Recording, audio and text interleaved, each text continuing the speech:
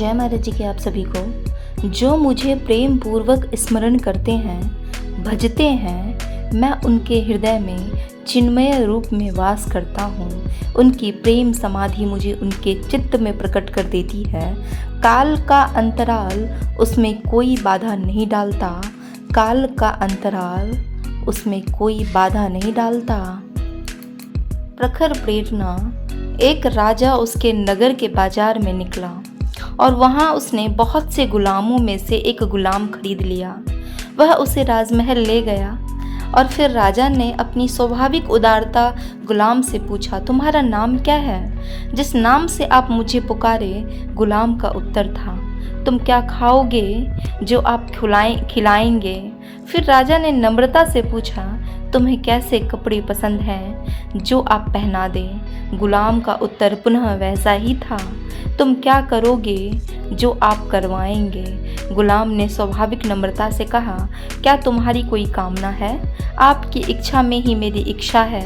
राजा ने गुलाम को गले लगाकर कहा, तुमने मुझे सिखा दिया कि प्रभु के सेवक को कैसा होना चाहिए। शिकायत नहीं, जो मिले वही स्वीकार होना चाहिए। शिकायत नहीं, जो मिले वही स्वीकार होना चाहिए। आज का विशेष अंतः अनुभूति है। जय श्री राम। 22 जनवरी का दिन भगवान श्री राम की प्राण प्रतिष्ठा का पावन दिवस। हमारे आश्रम में शाम को भजन संध्या का प्रोग्राम रखा गया था। बहुत सारी संगत आई थी। खूब दीप जलाए गए, रंगोली बनाई गई, वंदनवार सजाए गए, एकदम दिवाली जैसा वातावरण बनाया गया था। भजन सत्संग के उपरांत हम सभी साधकों ने मिलकर दिव्य गुरुदेव श्री आशुतोष महाराज जी की आरती की और फिर सभी साधक साधना में बैठ गए। उस समय मैंने अंतर्दृष्टि के माध्यम से उस प्रोग्राम में स्वयं गुरु महाराज जी को उपस्थित देखा। उन्होंने पीले रंग के वस्त्र पहने हुए थे और वे सीधे मंच पर आ गए। मंच पर खड़े होकर अपनी प्यारी संगत की ओर देखते हुए उन्होंने अपने दोनों हाथों को उठाकर सभी को आशीर्वाद दिया। मंच पर एक और गुरु बहनें और दूसरी और गुरु भाई सेवारत थे। गुरु बहनों वाली साइड से गुरु महाराज जी स्टेज से नीचे उतर आए। मैंने स्वयं को भी वहां संगत के मध्य उपस्थित देखा। महाराज जी मेरे पास आए और एक पिता की भांति मुझे अपने साथ ले जाने लगे। आश्रम में पीछे बहुत ही सुंदर रंगोली बनी हुई थी। दियों से सजाकर बड़े ही सुंदर ढंग से जय श्री राम लिखा हुआ था। गुरुदेव ने मुझे उस स्थान पर ले जाकर खड़ा कर दिया। वे दियों की ओर इशारा करते हुए बोले, देखो यहाँ क्या लिखा हुआ है। दियों से जगमगाता हुआ जय श्री राम।